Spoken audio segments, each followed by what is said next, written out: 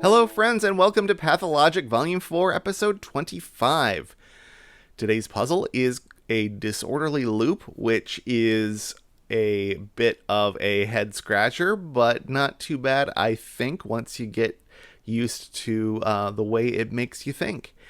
And we will jump right in after taking a look at the rules.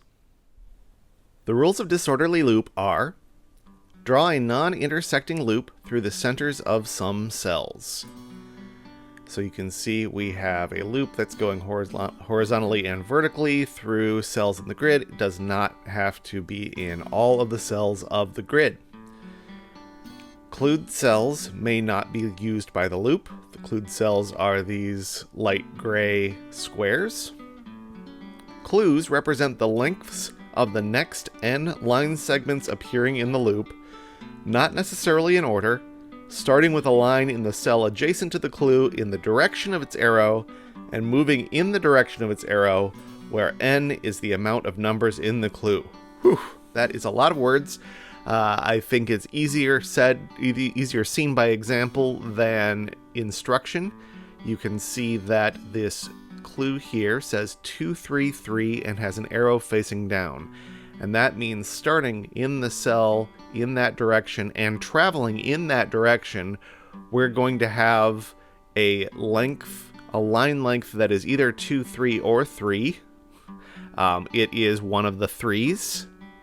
And then the next one is going to be one of the leftover lengths, 2 in this case. And then the next one will be a 3 to use up those.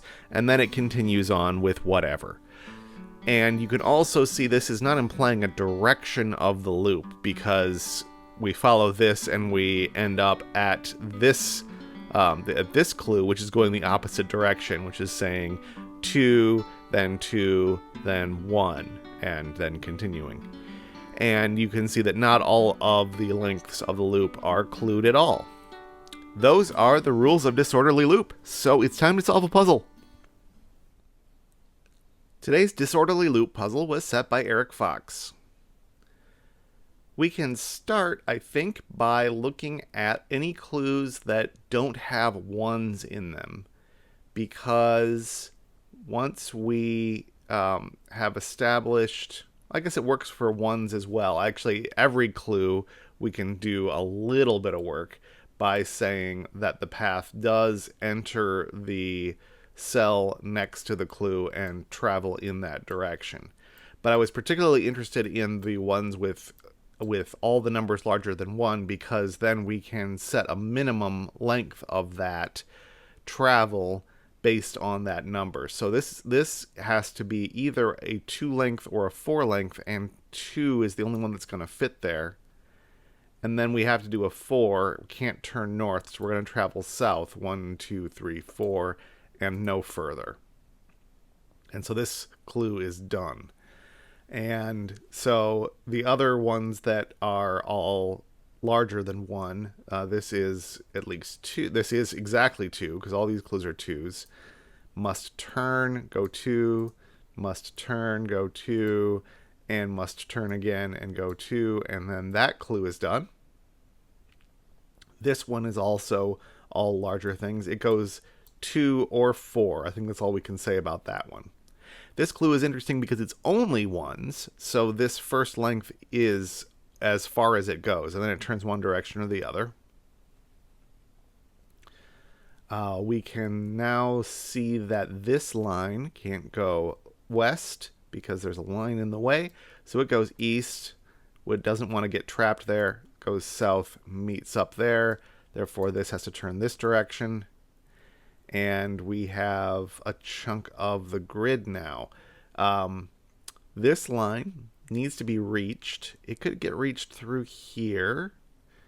It could get reached through the bottom. And it could get reached through the right. Are there any of those I can eliminate from consideration? Well, what I can do is say that this line can't stop as 1, because if it did, it would need to turn and go 2, and it can't do that.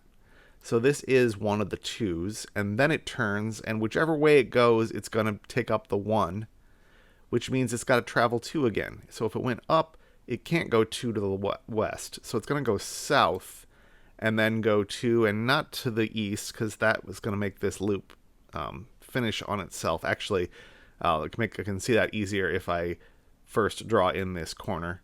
So this can't go east. It's got to go west 2 and be done and turn. So this clue is done, and it's also told us that this end has got to go all the way around here to meet up with things over there. This line can't turn east, it's got to turn west. Again, we still have moved up 2. Could we turn, suppose we turned, could we go 4? 1, 2, 3, no. Suppose we turned and only went 2, then we'd need to turn and go 4, which we can't do. So this, in fact, is the 4. Oops, I didn't mean to do that. 4. We turn and go 2, we turn and go 2, and that clue is done. This clue still could turn either direction. This can't turn east, because if it did, it would have to go south and we would end up with a little tiny loop. So it goes over here. This obviously has to turn up.